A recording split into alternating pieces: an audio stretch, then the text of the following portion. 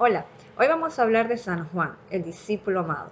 Tanto que decir de San Juan, pero sobre todo intentaré destacar su persona como discípulo y como apóstol. Juan era hermano de Santiago el Mayor y quienes eran pescadores de oficio como Pedro y Andrés, que también eran hermanos. Cuando Jesús los llama para que los sigan su camino, estos se encontraban pescando en la orilla del lago de Galilea. Juan eh, era el menor en edad de todos los discípulos.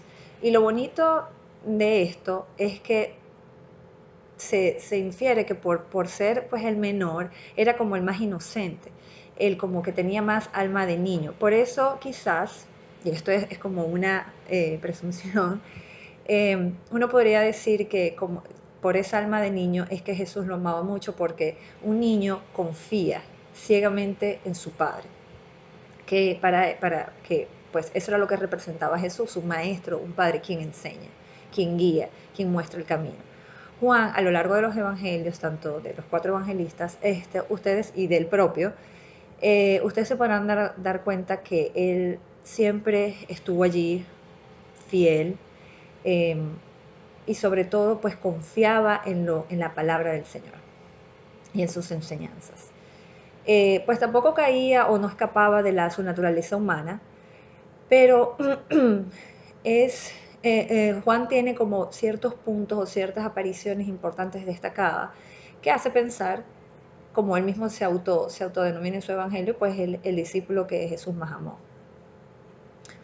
Y hay varias cosas, hay cosas puntuales que hacen que efectivamente quizás no sea el que más amó, porque estoy segura que Jesús nos ama a todos, nos amó a todos sus discípulos y nos ama a todos, pero sí, así como le confiere tareas, confió tareas a Pedro, a Pablo, que son los apóstoles de los que ya hemos hablado. Igualmente le confiere a Juan una misión, una tarea sumamente importante, que hablaremos más adelante. Bueno, empecemos. Juan, para más o menos hacerles un recorrido de los evangelios y en sus apariciones destacadas, Juan estuvo con Jesús en la transfiguración, Juan estuvo con Jesús en el monte de los olivos durante la agonía, y Juan fue el único discípulo que acompañó a nuestra madre en toda la pasión de Jesús. Y ya por allí ustedes pueden como, pues, más o menos tener una idea de la persona de Juan, de quién era él. Yo quiero hacer un paréntesis y contarles eh, digamos que una anécdota o pues un hecho, un fact, de cómo fue que cómo hizo Leonardo eh, da Vinci la Última Cena. No me voy a poner, estamos hablando de San Juan, pero porque yo quiero hablar de esta pintura. Bueno, esta pintura es sumamente importante y sobre todo da a entender o apoya el hecho de que Jesús en la Última Cena, a quien tenía a su derecha era Juan. Ustedes en los evangelios, en los pasajes de los evangelios, por ejemplo, cuando Jesús les dice a sus discípulos, echen las redes a la derecha, cuando él mismo dice, voy al Padre y me voy a sentar a su derecha, la derecha, desde el punto de vista teológico, más no humano, más no civil, ¿verdad? Que tiene una connotación de apoyo, de confianza, esta es mi mano derecha, este es a quien yo me confío, de quien después de mí mi sucesor, mi mano derecha, quien podía ser, se podría decir que Pedro fue la mano derecha del Señor para su iglesia, pero Juan para el Señor también lo fue. Y allí da como su primera revelación, cuando se está sentado a la derecha en la última cena. Y cuando Jesús dice o confiesa que alguien lo va a traicionar, es Juan quien pregunta, ¿quién, Señor? Y Juan, en la pintura de Da Vinci, acuesta su cabeza en el hombro del Señor, en el hombro del Señor. Y eso también está en los evangelios. ¿Qué les quiero contar de la pintura? Cuando Da Vinci estaba buscando sus modelos, porque él buscaba modelos, él se fue a un monasterio y pues empezó a ver a los seminaristas y vio a uno con una cara muy angelical, una inocencia única. Y él pidió permiso porque, pues, obviamente no podía como que llamar a sus modelos, ¿no? Él conversó con esta persona, otra vez yo me imagino, ¿no? Él hizo todo lo posible para obtener, o sea, para lograr que este seminarista fuese su modelo de Juan. Imagínense qué honor para el seminarista decir, uy, yo voy a representar a Juan el Evangelista, o sea, ojo, que no es el mismo de Juan el Bautista. Entonces, bueno, eh, Da Vinci lo logra plasmar en su pintura. Este seminarista de un monasterio de Italia, la verdad no les tengo los datos. Pero pronto luego que yo hablé de los apóstoles y otras cosas, prometo hablar de las pinturas religiosas, del arte religioso, que es una de mis pasiones. Bueno, tengan en mente eso, ¿no? Que Da Vinci escoge a esta persona, a este seminarista, como su modelo para Juan el Evangelista, que es el Juan que aparece en la Última Cena de Leonardo da Vinci. ¿Okay? Bueno, cerrando paréntesis. Bueno, entonces Juan, en esta Última Cena, cuando él está con Jesús, antes de esto, cuando Jesús le da la tarea a Pedro para que prepare la cena. ¿Y quién estaba junto a Pedro? Juan. Juan estaba allí. Entonces, uno pudiese decir eso, que Juan era el apoyo, esta mano derecha, a pesar de ser el más joven, pero era el que más confiaba, era el que de verdad tenía una fe ciega, una confianza ciega hacia el Señor. En la pasión es Juan quien está junto a nuestra madre, es Juan que no la abandona a ella y no abandona al Señor.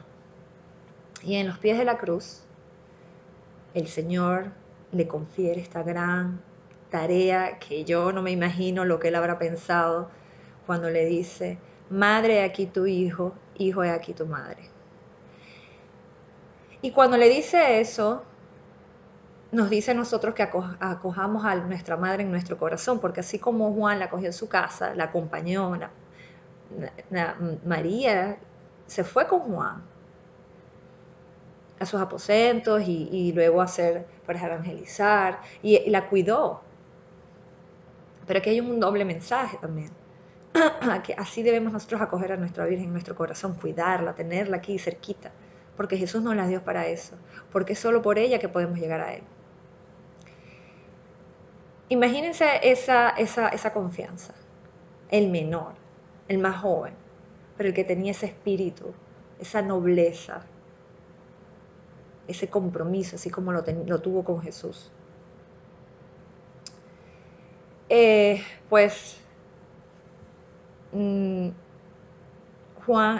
Jesús, nuestro Señor muere, resucita, y pues cuando ya se da el Pentecostés, que es cuando baja el Espíritu Santo y ya pues mora en todos los corazones, en los corazones de los apóstoles y del de María, pues cambia la figura de Juan y uno lo nota.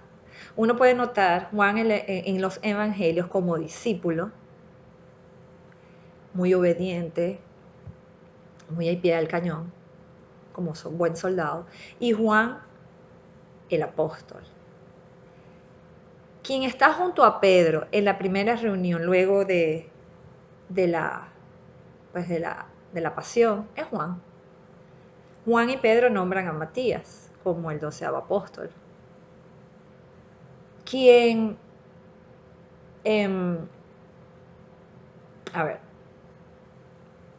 quien recibe a Pablo para ya reivindicarlo como el apóstol de los gentiles, junto a Pedro estaba Juan también. Entonces se podría decir que Juan es otro pilar de la iglesia. Pedro es el representante, Pedro, Juan estaba allí. Y quizás él lo sabía, quizás no, de verdad yo no sé tampoco.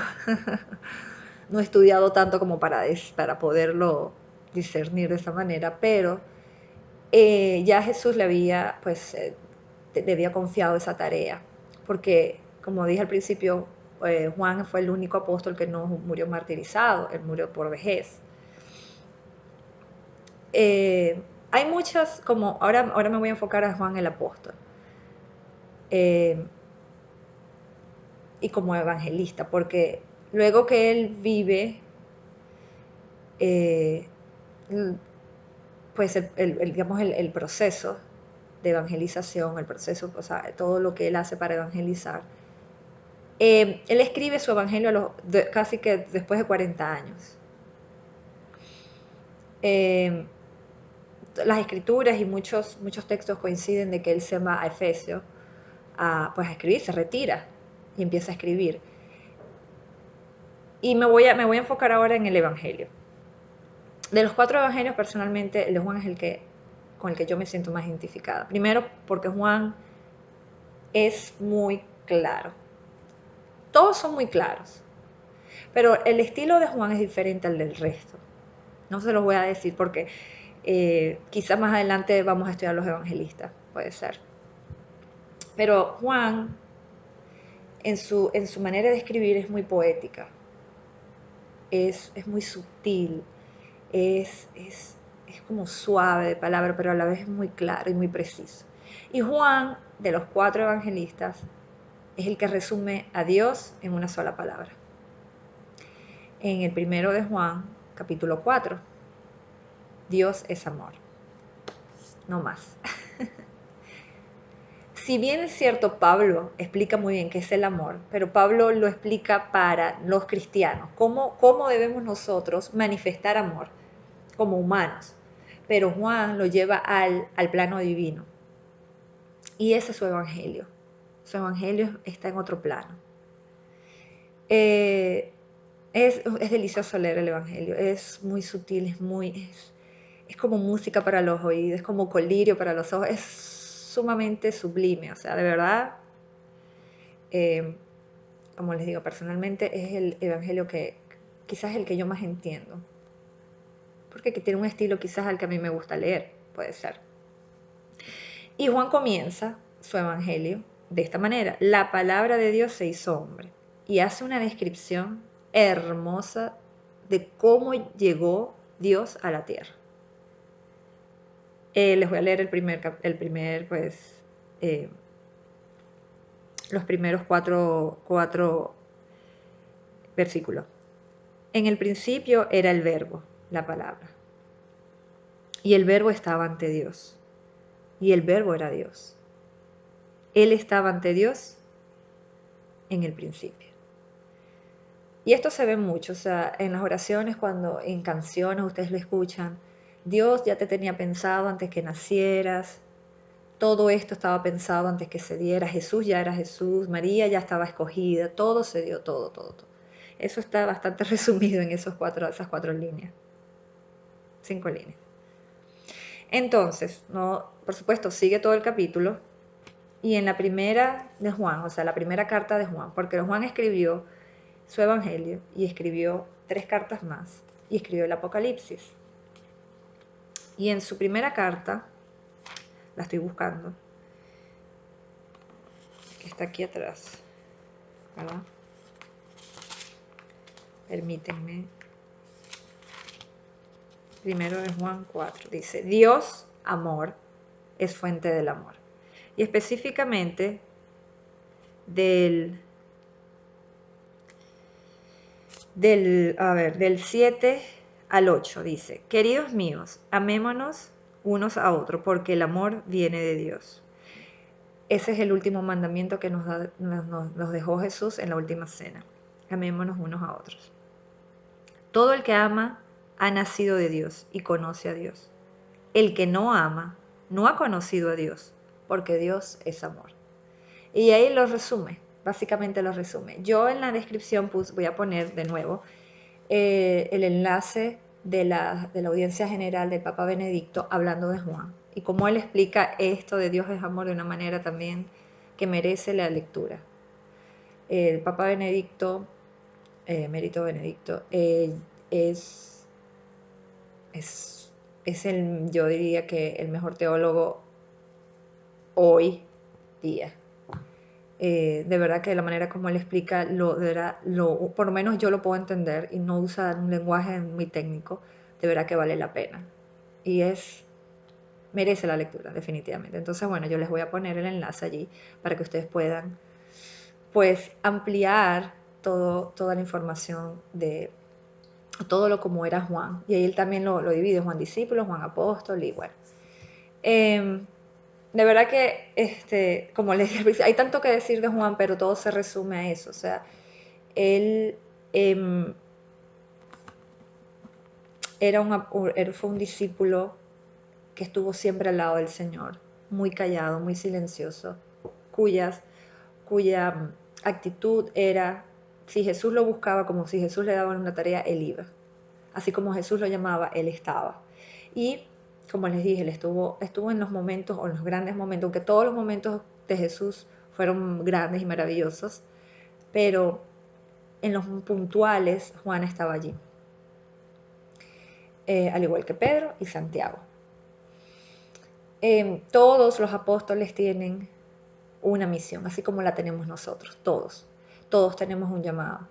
Y como Juan, que quizás no sabía en su momento qué era lo que, pues, qué era lo que se le venía a él, cuál era su misión. Quizás él durante el caminar no tuvo tanto protagonismo como lo tuvo Pedro, pero sabemos por qué Pedro ya se tenía que tener ese protagonismo. Entonces Juan, como María, se hizo a un lado, como Juan el Bautista se hizo a un lado, para que el grande caminara, para que el grande surgiera, que era Jesús.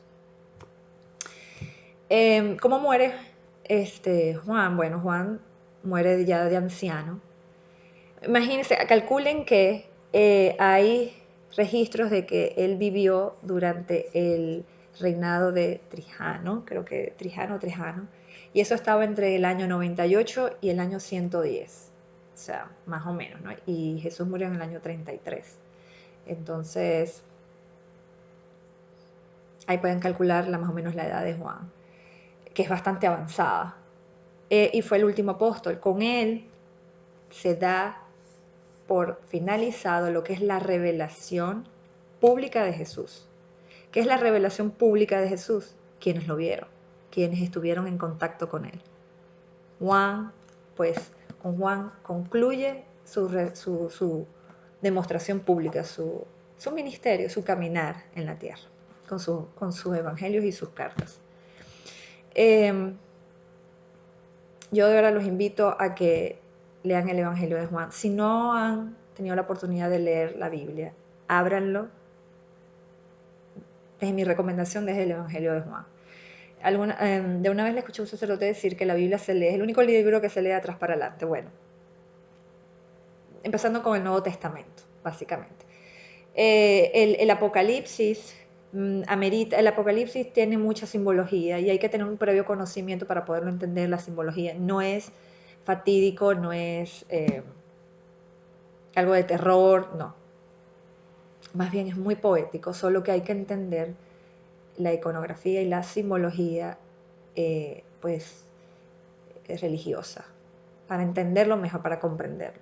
Igual, eso sucede en el arte. Hay elementos que tienen un significado que por no tener ese conocimiento previo de iconografía y simbología en arte religioso, pues uno no puede entender los colores, pues el posicionamiento de los elementos, el punto focal. Esas son cosas que hay que entenderlo, o hay que tener un previo conocimiento. Tampoco es que ser estudioso del arte o haber estudiado historia del arte como para entenderlo, pero sí tener un previo conocimiento. Ok, este color significa esto, o el dorado, el azul, el rojo, ¿sí me entienden? O los ángeles, los arcángeles, o el fuego, las espadas. Es todo tiene un significado y una razón de ser. Bueno, concluyo diciéndoles que tengan en mente el cuento de la pintura de Da Vinci, porque la voy a retomar con otro evangelista, perdón, con otro apóstol, y les recomiendo, si no han empezado a leer la Biblia, empiecen con el Evangelio de Juan y me cuentan. Bueno, feliz día.